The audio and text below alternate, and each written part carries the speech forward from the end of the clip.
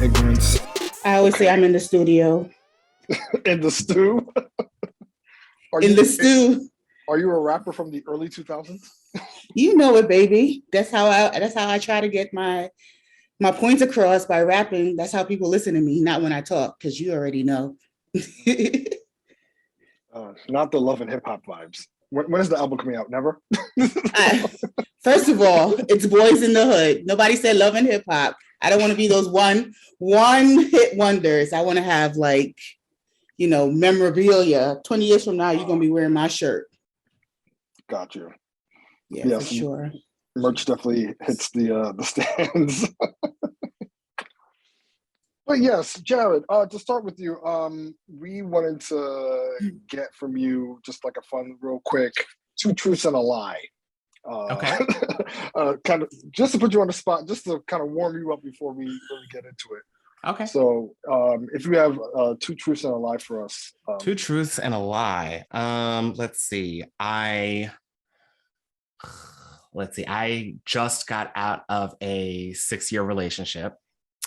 I have never been outside of the country. And this is the latest podcast is one of many that I have tried over the years. Wow. Okay. So I am an amateur behavioral analyst, right? And you pausing and hesitating and looking up towards the ceiling, I would say, I don't know. I think the lie is that you never. That is my personal choice. I was going to say the second one too. I'm not reading your IQs. I'm just making an educated guess. I'm a bullshitter. I bullshit all the time. No, the lie is getting out of the relationship. I've never actually been in a long-term relationship, so yeah. Gotcha. You know what? I was wishing that because we all need love, and I'm not going to hate on love. So. Yeah, as a long-term monogamous, I've been in part of those. Not all they're cracked up to be. It's not about the length of time; it's about the person. I learned that the hard way. Oh, spoken like a true man of trash. Wow, sometimes that is the line. Sometimes you have to go on multiple blocks till you get the right block. That's all I'm saying. That's true. Jeez, I'm still spinning the block right now. I'm stagnant. My wheel came off. I got a flat. I'm not going nowhere. Right. I'm there. Wowzer. All right. Well, let's park the car real quick and let's get into our episode, shall we? Mm-hmm. All right, everybody. Hey, what is good? Welcome to Sophisticated Ignorance. Welcome. The show about a show talking about everything going on these days. I'm Vixon J. It's your girl R to the OV. And as you may see, if you are watching us on YouTube, we have a guest. We have somebody who has agreed to join us in the madness. So yes, please introduce yourself to the audience and let us know a little bit about yourself. Absolutely. Hello, everyone. My name is Jarrod D. King. I am the host of the Boyfriends podcast. I guess, on my 9 to 5, I'm a copy editor, but, on the side, I am definitely a much more a creative person. And so I've always been doing, if it's not been a podcast, it's been like hosting different shows and stuff online. So I've been a digital host before. And I've written a couple fantasy novels as well. So I'm just like always doing something. So, that's me in a nutshell. And I'm so excited to be on the show with you guys. You sound like every 30-something. We're just so excited to have you. But then we got the side hustle and the hustle to the side hustle. We love to that's like the millennials story, right? You are working hard just like Kim K. Work hard. Shut up and do the work. Oh gosh. Oh, Lord have mercy. Oh, no, but we're not going to talk about her. Not today. We're not taking business advice from Kim Kardashian today or any day. Leave that girl with her skims. But yes, today, we just wanted to have you on the show just to kind of get to know a little bit more about you, what you're about, and just talk a little bit just about like the state of like gay culture today from your perspective, and really just dive into that. So as I said, we're excited for you to be here, and we just want to just pick your brain. I hate that phrase, but you know what I mean? Like that's such corporate jargon. Let me pick your brain. We got to shake it out of this Zoom. It's a Zoom environment. The Zoom environment makes us like tunnel vision into saying, oh my God, let's do this all day. So I'm constantly facing whites and their professional jargon. I got to turn that shit off when I'm on here because and your gentle reminders. Let's not forget about those. Right. But there's no piggyback. We're not picking back. We're not sinking. We're not circling back to anything. We're just having some real cool talk. So yes. Okay. Let's get started. So tell us a little bit more about the podcast Boyfriends, your role on it, how you connected with your co-host, and some of the things that you guys like cover on there. Yeah. So the tagline for Boyfriends is find your circle and your man. So the focus is really about helping people to find friends if they feel a little bit on the outs in the gay community, to kind of find those people that they can connect with, and I guess kind of come up with strategies for connecting in this environment. Because I mean, I don't know how well versed you are in the culture, but it can be very difficult. And there's a lot of different segments of it. It's almost like, you see that movie Mean Girls, where it's just like, you've got this table and that table, and it's just like, it's kind of like that.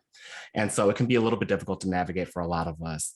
But then of course, there's also the romantic aspect as well. And so we talk a lot about dating, and I think our most recent episode, we had talked about what to put on your dating profile, but we also talk about like how to approach somebody, and how how to deal with rejection, and how to reject respectfully. So we've dealt with all of those kinds of topics, and this really started like I created the podcast.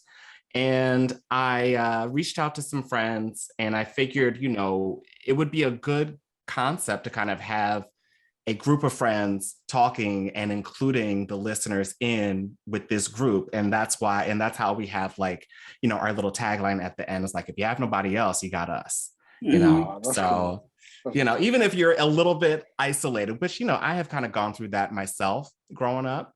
And that's why I kind of connect with the content so well with like in that way.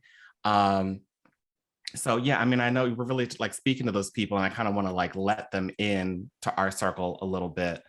And we have four other co-hosts. There is Melvin, who I guess I met in summer of last year. I met through his boyfriend, and I met his boyfriend through Tony. So I knew Tony a little bit earlier. It's the guy with the dreads. And then I met Renee. She was a coworker of mine a few years ago. And I just remember she had like a big, vibrant personality. So I knew she would be great for the show. And Saran was introduced to me through a friend of mine that I met through a community organization here in Philly. Okay. And I remember it was interesting, like that story, because we had even talked about it on the show a little bit, that we had never actually communicated prior to doing the show. But, my friend let me know he was in Toastmasters. I knew he could talk. I knew he had the gift of gab. So I was like, all right, so we just need somebody else. Just come on in and we're going to figure it out. And it worked. So I'm happy about that. So that's basically it. I love the representation of your co-host, to be honest. When I saw, I was like, oh my goodness, this is the circle that I need to get a part of. So I can feel a part of it as well too. Oh, thank you. Thank you so much. Yeah. I mean, I definitely wanted to keep it a little bit diverse. I wanted it to be a different, I mean, I think like four of us are Black. We've got one guy who's Cambodian. But we have like Renee is straight, so we wanted a different perspective. We wanted some different perspectives. Right. I think it makes the conversation a lot more interesting when you're speaking on topics from different directions. Exactly. Absolutely. So you hosted a virtual event, Boys versus Brunch, What was that about? And could you give us a little bit more information about that? Absolutely. Yeah. Boys and Brunch was it was the podcast that I was doing previous to Boyfriends. Okay. So what we did there, it was more pop culture focused, and I did it with two guys, Brandon Harris Williams and Marcus Haynes. At least those are the two that we started with, and then we kind of got some more people in towards the end there. Natasha and we had oh my gosh, I'm forgetting his name. He's gonna kill me if he sees, so don't ever show him that. I'm gonna smack myself. Like, we're gonna block him. We'll block him. He's on the blacklist. But yes, we did more pop culture stuff, and I used to be like really big on. I'm still kind of big on like Twitter and just kind of being nosy. I'm a little nosy. So any of those like big trending topics that we talked about, like we just briefly touched on Kim Kardashian, like that would have been a topic of conversation on the show because everybody was talking about it.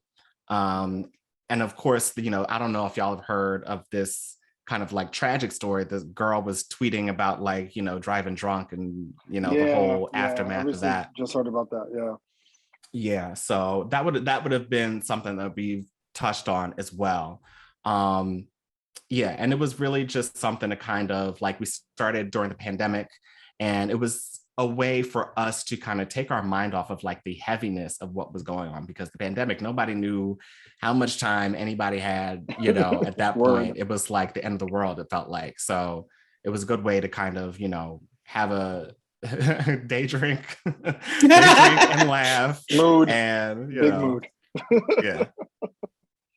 Yes, we've all been there. So totally understand.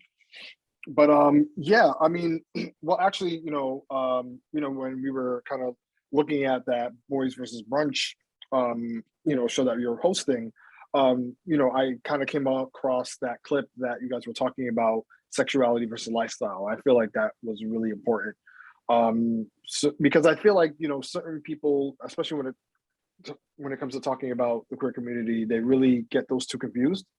So I just want to get to know from your perspective, what is like the major difference there and what people should remember when, using one versus the other.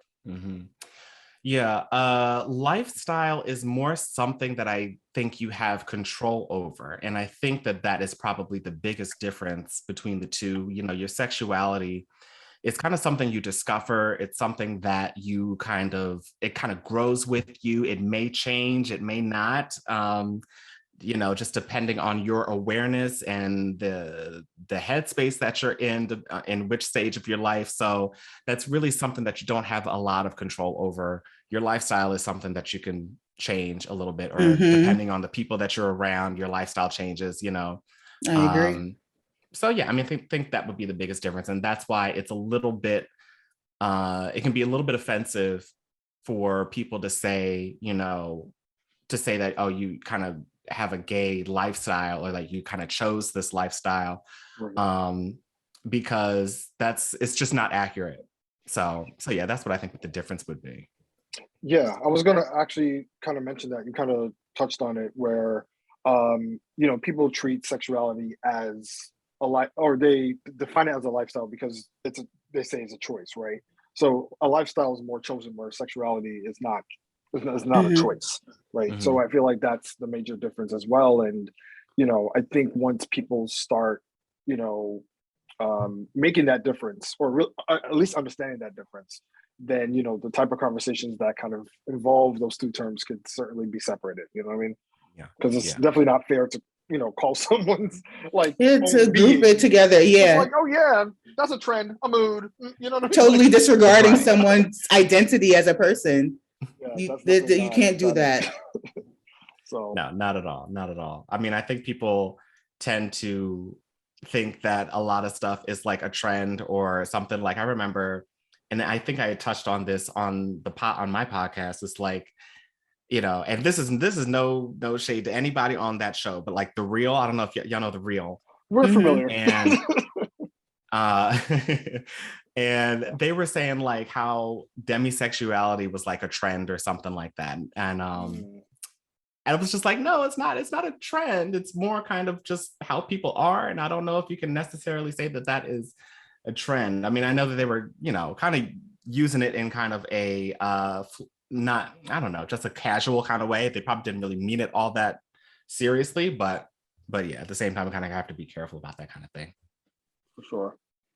Absolutely. I appreciate you brought up different terms because with our listeners, there are a lot of people who aren't familiar with the queer community. So I wanted to give out some words and get some definitions from you so we can have a bit more clarifications. It's nothing too crazy, nothing too ratchet. No, it's easy ones. So the first one, it's nothing too crazy. I mean, we're sophisticatedly ignorant, but not that ignorant. Okay, so the first one is top. Top. What is a top? A top is the person who gives. Okay, let me say a top. You don't have to censor yourself. Listen, you don't have to censor. You can say it how ratchet you want. I didn't know, Yeah, we don't have no FFCs here, nothing like that. My mom doesn't listen to this because she going disown me. Yeah, this ain't PBS kids. You could got you. So a top is the person giving the dick, basically. Mm-hmm. Okay. Is that similar to someone I guess dominant in a sense, like the dominant person in that dynamic? Typically, yes. You can be dominant. You can be like a dominant bottom though, or which is, I guess they would call like a power bottom. I don't know if that's coming up on the list of things. But it was. The next word is bottom. We're doing like a soft introduction into things, but we can go into subtypes. If there's different subtypes, then go ahead. So the next word was bottom, and now we know that there are subtypes to it. Yeah. So go ahead. Bottom is basically just receiving. And then, if you're a power bottom, you're not submissively receiving, you're just kind of like taking control of the situation, Same way as there's like a submissive top or like a dominant top or something like that. I think typically when you say a top or a bottom, you immediately kind of put those labels of dominant and submissive. Yeah. Mm-hmm, yeah, but they can be different. You can blur the two. Yeah. Mm-hmm. Okay. Good to know. The next word, now that we're blurring, the next word is verse. Verse. Okay. Verse is you can do both. You are not you're not completely on either end of the spectrum.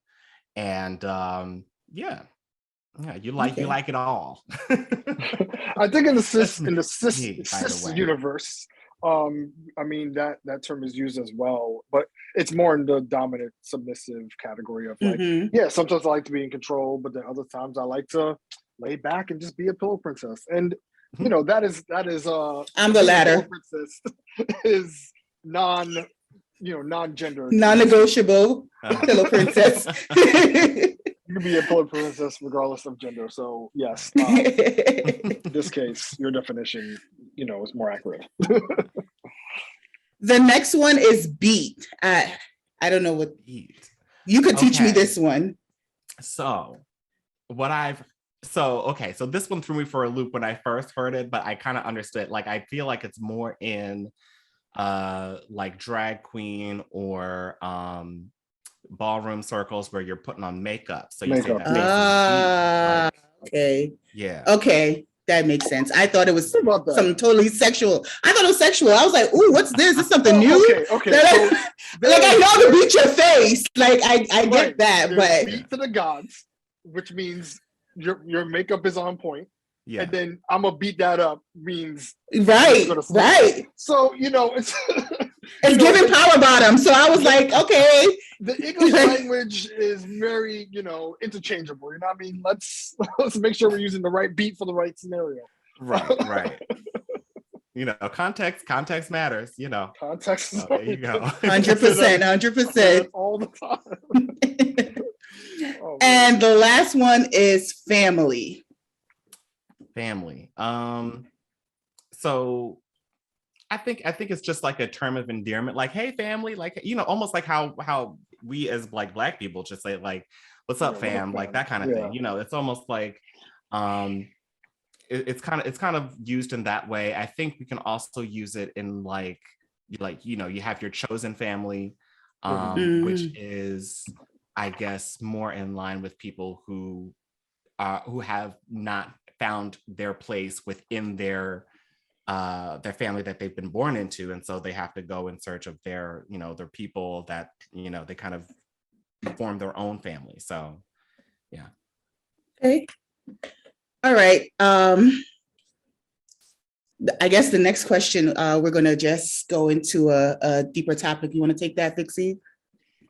Yeah, I mean, when it comes to like, gay and queer culture, there's so much issues that, come up. And, even in this year of our Lord 2022, what I'm saying? We're talking about things that we probably talked about, 10, 20 years ago, like DL culture, racism, all these things, hypermasculinity, mental health, all these things are still topics or issues that really affect the gay community and other communities at large. So, we just want to know from your perspective, like, how do you navigate that, especially when it comes to the dating? How do you navigate those things like today? Because I mean, we could say like 2022, but I mean, dating itself has not changed much in the past couple of years. But especially now, like, how do you navigate those things, or do you come across these things in your dating spaces, or hear stories of this from other people in your circle, with those deep topics? Well, so I'm hearing like DL culture, as far as like I can probably speak to that. Were there other, like, could you maybe like repeat some of the other things that you had said? Like, was it DL? It was like some of the other topics. Right. Like racism, fetishism, hypermasculinity, mental health, religion, yeah. And other like viewpoints like that. Gotcha. Yeah, I think a lot of us in the community have had to deal with a lot of these different things. I have dealt with, I mean, I guess I will say more in like hookup culture, I have dealt more with DL guys. But that's like few and far between, because I don't really hook up all that much. And if it's with a DL guy, it ends up just staying on the apps. I don't ever go see them because they never show their face, and I'm like, I don't know who you are. I'm not gonna go over your house. You know what I'm saying? So, but with like racism or what do you? I guess hypermasculinity. Yeah. I have dealt with that. I have dealt with people who kind of see me, like, I think in one of my viral clips on TikTok, I talk about people kind of always thinking of me as a top.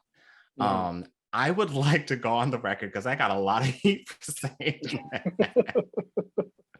I would like to go on the record and let everybody know that I am versatile, number one. Okay. Number two, I was talking specifically about kind of being on dating apps, and a lot of times when people will reach out to you, the Black guys will reach out to you and they'll see me and they'll think I'm a bottom.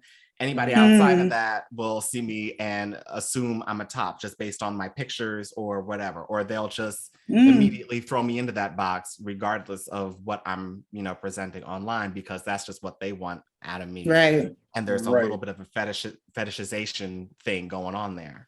I won't say that happens every time, and but yeah, I mean, that's definitely something that I deal with. It's something that I think I always am thinking about, especially when I'm like out and in the club and stuff. I'm like, okay, like, are y'all like really feeling me? Or like, I can even remember, like, I went to an event with a group that I'm a part, like a tennis group that I'm a part of. They had an event, and there are a few Black members there as well. Majority are non-Black. And I'm pretty cool with the majority crew. Now it was just interesting, because it was just like, I'm kind of closer with this group, and I'm not really as close with the other Black members. just because I just haven't gotten to know them all that well. But they said, oh, we're going to, we're going to the Black Club. And, it was almost like it was an invitation. And I was like, well, I'm kind of cool with that. And it was just like one of those weird moments. But I could tell, like, I've been in their shoes where it's like, I'm not really talking with anybody here and I don't really feel completely accepted. So, I mean, like, I got it. I got where they were coming from. I got why they weren't there the entire time. You know what I'm saying? So yeah, I mean, it's something that we go through. It's something that I don't think a lot of people outside of Black culture really understand. Right. So yeah, I mean, there's that. There's also the whole thing about, whether you're masculine or feminine and all that stuff and whether that matters. And yeah, there's a lot of stuff that goes into there. Yeah. I know that on the show, that's one of the things that you guys have mentioned, like leaning masculine, leaning feminine. So, I mean, do you feel like in a case where it's like, it's fluid in the sense where it's like, regardless of how you lean, that doesn't really like define your core, or is it more something where it's like, one day you feel masculine, one day you feel feminine, and it just really is like a free flowing, situation? I think that would have to be asked like on an individual basis. I think it's different for everybody. I think for most, I will say, I think for most people, it's pretty static. There are some people who like to kind of do one thing or do another, depending on their mood for the day. But I will say for me, it is like I said, like, and I will die on this hill. I'm in the middle, leaning masculine. I'm sorry, y'all, but don't have to be sorry. They're gonna come for you. They're gonna come for you. They're gonna come for you. They're gonna come for you. No, don't worry. We'll protect you. Don't worry about that. But you don't fit in my box. That's not how I see you. But they're like, they're like, oh, girl, with the swoop, and like, I could just tell by the voice. It's just like, all right, like, I get it. Like, I'm not, but they acting like I'm Billy Porter. I'm not out here in ball gowns and makeup, like, and there's and singing at the top of your thing, like, right. No. I mean, and it's like, there's no shade to Billy Porter, because nothing wrong. If you can do that, and I applaud you, and I think it's beautiful. But that's just, if I'm just going to be accurate about who I am, I am, I'm kind of in the middle there. I think I have like slightly more masculine traits. And I just think that that's only because of how I grew up. Now I have two brothers. I've just been, I don't know. I kind of deal in that world a little bit better than I do with the feminine side. So yeah. Right fit. Yeah. I'm gonna start. I was like telling myself earlier this week, I'm gonna start talking in a deeper voice. So people, You gotta, can you code switch being gay? Is that a thing to code switch?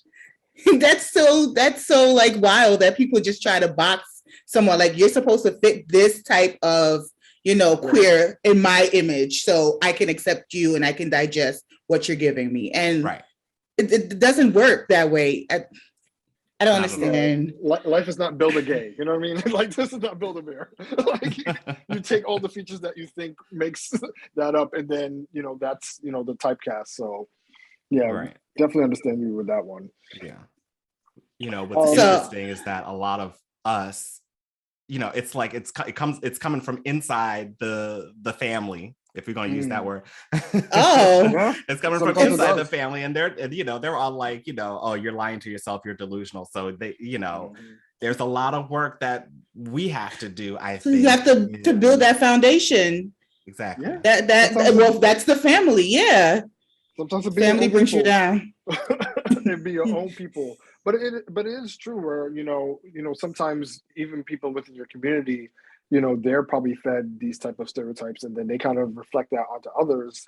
And it makes it really difficult to navigate whether they're like really being genuine or they're just confused and they kind of need more insight. So, I can understand how that's definitely, terrain to navigate. Or maybe projecting what they want to be. Maybe they want to be more feminine. Maybe they want to be more masculine, and they don't know how to translate that. So they're going to use you as a vessel and say, hey, you need to get in line and do something that I can relate to. So when we're out, I can still feel like myself, but not really. Yeah. Yeah, totally true. Totally true. Speaking of, are you familiar with the series Harlem on Amazon Prime? So I saw the first few episodes. I did not complete the series though. Oh, okay. But you're so on that show there was the character named Ty. Ty was the one that was creating that queer dating app. You remember her? She was the lesbian character? The only lesbian. Yes. Okay. Well, yes, the lesbian character. Yes. No, I mean the show was cool for what it was, but you know, it was interesting how Ty, the lesbian character, she was developing this Black person of color. I don't love that term anyway, but basically creating a Black queer dating app. You know, just to cater to people in that community, because I guess, you know, for the character, their issue was they were trying to, you know, eliminate the idea of people dating outside of their race and, you know, having that awkward moments and all these things. So they were trying to create a dating app, you know, that caters within their community. So I was curious, you know, do you think if there is a dating app right now that you probably came across or used, do you think that there's dating apps that kind of cater to a similar notion? Or do you think if there were to be an original one, do you think that is something that people would subscribe to now, and how do you think that will work? There are a couple that I know of. One of them is Jacked, and that I know is not specific, or at least originally was not specifically geared towards the Black community, but we have kind of adopted it, and Jacked just went along with it. You jacked it. In the last couple of years. Literally. It's kind of like Twitter. It's giving Twitter. Exactly. There you go. So yeah, so that's one, but it's more kind of like a hookup app. I mean, like you kind of use it like these apps you can kind of use any way that you want to. But yeah, that's kind of more in like the hook up realm. And then the other one that I believe is in a dating app's like BLK or something. I think that's like that's that's so trash. Not to interject, but every time they come on Instagram or TikTok or Twitter, I'm the one in the comment section. This is trash. Gotta make this app for you guys to be pulling crap out of people. Like I screenshot all my friends. They're like, Rovie, stop commenting. But you know what they do? They delete every single time I comment. Really? Yes. It's called bad press. Wow. Yes. It's a bad app. Go ahead. Go with your experience. It's a bad app. It's the people on the app. Okay. Because I'm on it. When I was in my heavy dating sessions, it was very copy and paste. I would jump from Black, BLK, to Facebook dating because I was desperate at the time, and other ones, and it's just copy and paste. It's really not the app; it's really the people.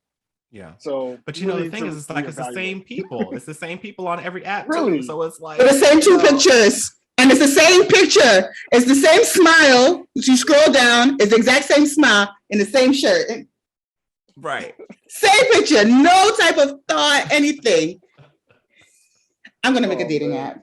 Hilarious. No, but I mean, I guess just to answer the question, it's like, you know, there are a couple of them, but I don't know if they're necessarily, if they have been successful as far as dating and as far as finding relationships. And if they were to create one, it would take a lot. It would take a lot. Because I remember there was one, I forget what the name of it was, but I had actually, you know, tried, you know how they do like those fundraisers, or like, what do you call them? Like a Kickstarter. It was something along those lines where I had, you know, given them some money. And it's just like, okay, I like what y'all are doing. Yeah. They ended up having like 1,000 users or something like that, and it ended up not being anything. I mean, you know, you need like millions of users for these dating apps to work, because, you know, like 1 million probably isn't really even going to cut it, because that's maybe a small town in America, at least, you know. So so yeah, it's just it would take a lot, and I think, you know, like the beauty standard is white. So if you're not, like, we can talk about just like the Black community, but if you want to involve like people of color, like the broad umbrella of people of color, and you're not going to have white people, I mean, it sounds horrible. It sounds horrible, but if you're not going to include, if you're not going to have that standard look to it, it's not going to get the same traffic. Unfortunately, nobody's going to pay attention to it. Right. Because once you plastered niggas on a dating app, and I was like, oh, it's rough. Oh no, I don't want to be on that one. No, thank you. That's why Black is trash, and it's terrible. The name Black and the representation that it. Let's BLK.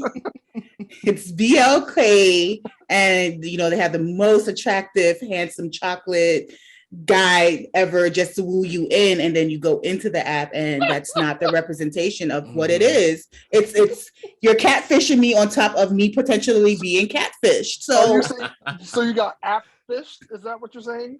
I did.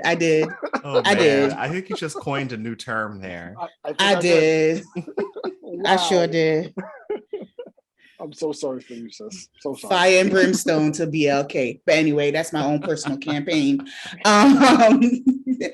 So I like that you brought up with app and hookup culture. I wanted to get your point of view about sexual health being a priority within the community, and how a lot of people don't view it as gay people don't usually take sexual health as a priority. And, you know, they try to say, oh, everyone has STDs, and higher rates of HIV and AIDS is prominent within the community. I wanted to get your thought process in regards to that, and just share, what do you think about it? Yeah, I don't understand exactly why it's so hard for our community to kind of adopt, you know, like we have PrEP, which is basically, you know, a pill to kind of, you know, pre-exposure, you know, to protect us against HIV, contracting HIV. But I'm not a health expert, so I don't have all the statistics about, like, you know, the outreach and how. So I don't know exactly why that is, but I know that there is a huge push to try to get us to adopt that as part of our lifestyle. There's that word, but well, I guess lifestyle in the sense of sexual, yeah, right, and your practices, exactly, yeah. But yeah, I just I think that now I'm seeing, like, you know, outside of that, like the people who do use PrEP, it's becoming a thing now to where you just ask, like, you know, are you on PrEP, and are you negative? And if both answers are yes, then, you know, okay, I'll bet, you know, cool. We don't have to use a condom, which at the end of the day, it's like you can still get some other stuff. So you have to be very careful about who you're hooking up with and what you're doing. And, you know, if you're going to hook up, I would say still use a condom, especially if you don't know this person. But, you know, I mean, I guess it's really just up to everybody's comfort level. And, you know, I try not to judge too much what people like to do sexually, because there are a lot of different things, a lot of things out there that people like to do. But so yeah, I mean, but that's kind of where I land on it. I just try not to be judgmental, but also, you know, let's just be cognizant of our own health, because it's important. Yeah. Hashtag be safe. Yeah. Very simple. Like, it's not too hard, you know what I mean? But yeah, I mean, kind of just to pivot away from dating, you know, in the past few years, you know, I mean, I watch a lot of TV and movies personally, right? I mean, that's just my jam. So especially when it comes to media. Like I always like to focus on media because we're surrounded by media, social media, and all these images that come at us. We look at movies such as like Moonlight that came out, like really dope. Not recently, but it came out a few years ago. And I feel like at the time that was like the biggest, the biggest conversation about, oh my gosh, these two, gay men on screen and they're showing affection and uproar and all these things. But fast forwarding to now, I mean, we have a whole bunch of shows that, have queer people on them, and it's become normalized. I hate that word. It's become normalized, which is a good thing. But do you feel like there's still more work to do in that space, or, in the sense of how media portrays the gay community, there's still some like typecast that kind of become, it doesn't cover the whole spectrum, so to speak. Yeah, absolutely. There's a lot of work to be done. I mean, I'm glad that there has been some advancements in recent years, of course, but for example, I will say like specifically on Black shows, and I don't know if y'all watched Greenleaf on OWN. I'm familiar. Or if you've heard of it. Yeah. So there was like, it was just weird for this show that everybody was watching to not show the gay kiss between two Black men. It was like one of those weird, it felt like I was back, in the 90s or back in the 80s where they didn't like don't show. It's like, no, it's like 2020. I don't know, at the time, what was it, 2020 when that episode came out? And it was just like, people like actors who do that can't really come back from that. And they have this tag on them of being like the gay actor, even if they're not necessarily, even if they're not gay. It's like, if you played gay, that's what you're going to be. Whereas, in white media, you can play gay or you can play trans or something, and you can win an Academy Award and you can go on and play, a superhero in the next movie. You know what I'm saying? So it's a little bit different for us in that respect. I will also say that there is constantly this push to show interracial couples. Not to say that that's a bad thing, but there's a lot of us want to see Black love as well. We want to see that to be just as important. And I don't think, I think when people complain about that, sometimes people might misinterpret it as, oh, you don't want to see interracial couples, or you don't want to see you don't like white people or something like that. And I don't think that's the case.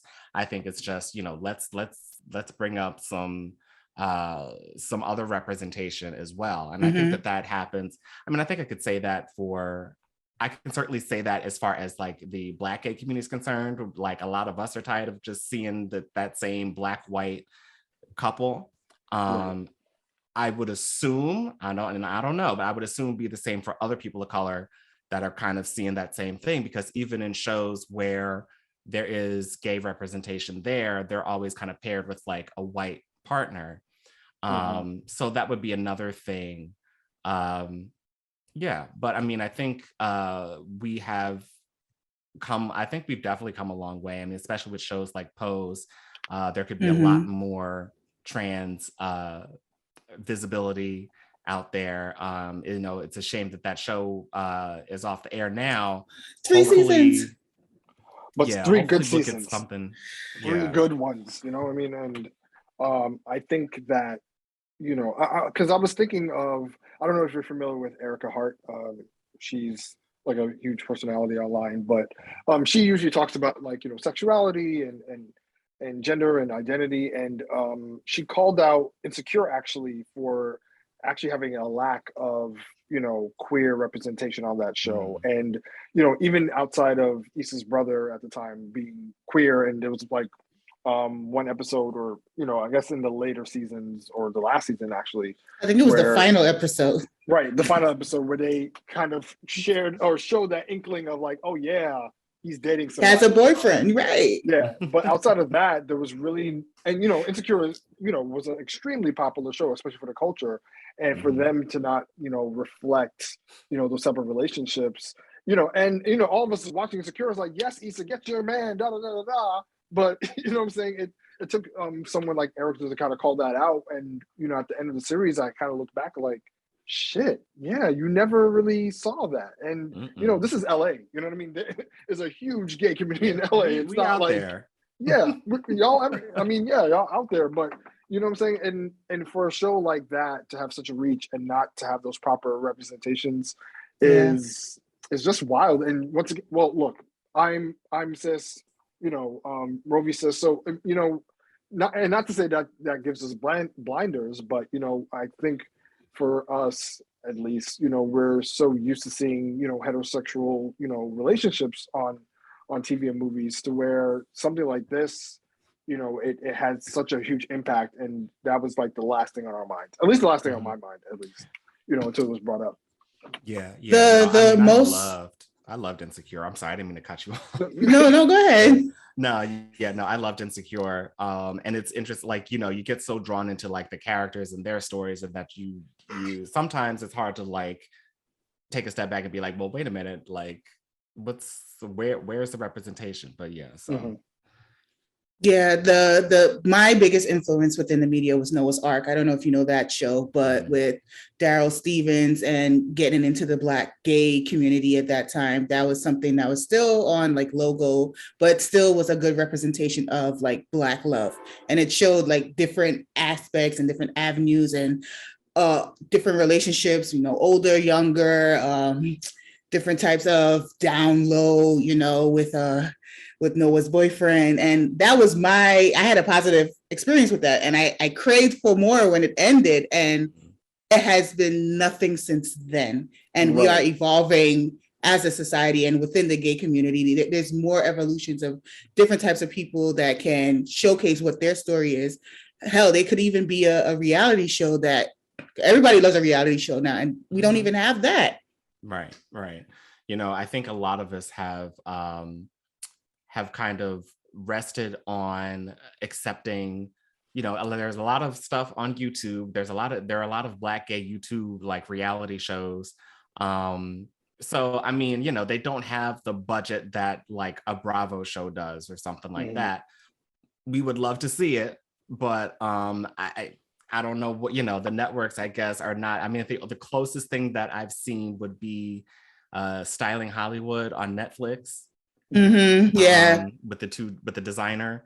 Yeah. Or not the designer, but I guess a stylist. But yeah, there's a lot of room left to grow, and yeah, I mean, I think that's kind of why I kind of like a piece of why I started my show, is because I kind of want to get some more representation, some more voices out there, and kind of talk about issues that like pertain to us. 100%. Okay, I think I'm just gonna do one more question. Okay. So it's really more of like a little like email that was like was sent towards us. It's an anonymous email. It was from a female. She had one of her coworkers, and her coworker was a gay man, a Black man, and he will oftentimes come in the morning, greet, and say, "Hey, bitch," or "Hey, cunt."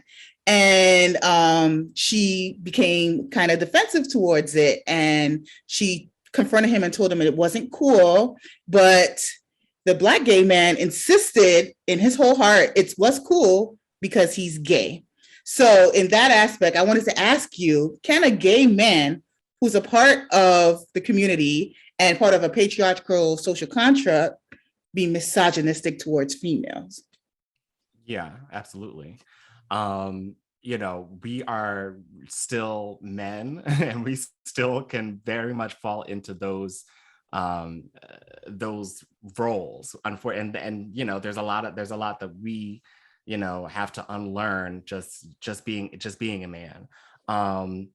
So yeah, I mean, I think you don't if a woman says, don't call me that, like, I don't care how, I don't care where it's coming from. Like if somebody's uncomfortable with something that you're calling them, you don't call them that. I mean, I think that's kind of, I think you would want that reciprocated as a person in the LGBTQ community, especially with like pronouns and a lot of different things. So we have to just be respectful. And I think it's important to understand the context of what somebody is saying, and like, I'm coming like, hey bitch, like, the so like, don't, oh, you just gonna be shady when I say that, you know what I'm saying, like, right, but at the same time, like, you only have to tell me once that you felt uncomfortable with me telling you that I won't do that again. I don't need to defend it necessarily. But you're not exactly going to tell Joan at the office, hey bitch, you know what I mean? Like, look, if I'm not close with Joan like that, as per my email, Joan. Oh, it's big as per my email, Joan. This is not homegrown Joan that y'all go to lunch and start talking shit. We're talking, you know what I mean? But context is everything. Especially not the C word, no.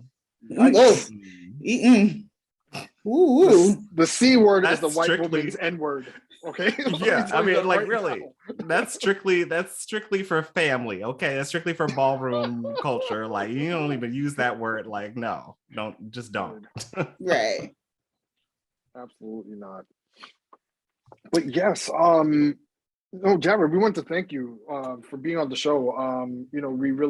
I feel like, we learned a lot. I hope our audience has learned a lot, especially when it comes to this topic. And, we really hope that, you're able to kind of enlighten somebody, because, there's a lot of people out here that walk around ignorantly, pun intended, about, the gay community. And not to say like you have to sit here and like be a professor, but, your insight and, hopefully other people will be more open to, expanding their minds when it comes to, the gay community, especially, within our culture. And just, a little bit, be more mindful of, how we address these things and think about these things around us. So we definitely want to thank you for being on the show. We really appreciate it. Absolutely. Thank you so much for having me on. I had a great time talking with you both. And I look forward to seeing what comes down the pike for you guys. I love the show. Thank you. Thank you. Appreciate that. So where can they find you? You can find me at Jarrod D King on any social media channel. So that's JarrodDKing. You can also look for the Boyfriends podcast. That's at Boyfriends Pod. Please forgive the sirens going off outside my window.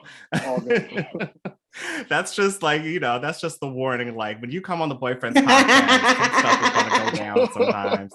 It gets a little frisky over there sometimes. I'll just say that. But it's a good time. But yeah, that's where you can find me.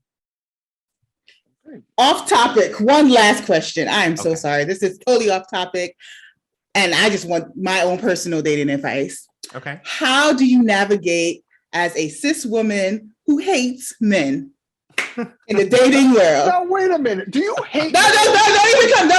I do. Yes, 100%. Right. Hate is a strong word. No, I hate the men. Y'all are trash. It's not always it's trashy.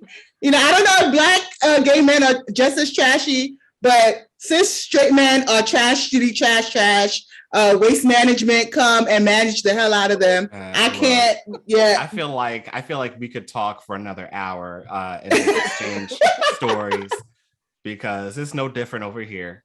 Oh my! Unfortunately. I mean, the thing is to remember that there are good men out there, regardless of the experiences that we have. There are good men out there. And I would say, to gay men, there are good people out there. You are an example of that. And I would say to you, there are, I guess I would broaden that out a little bit, because you're not a man, but I would say there are good people out there. And you are an example of that as well. And so we kind of have to remain open to that idea and kind of invite those people in. I like that. I like ending on a positive note. I do. We can still talk. I mean, sure. Yeah, now I'm gonna call you up. You know. Oh man, yes. So once again, you guys make sure to follow Jarrod on his socials. Make sure to follow the Boyfriend Podcast. Get you some culture, get your life over there. When it comes to us, make sure to follow us on our own social media platforms.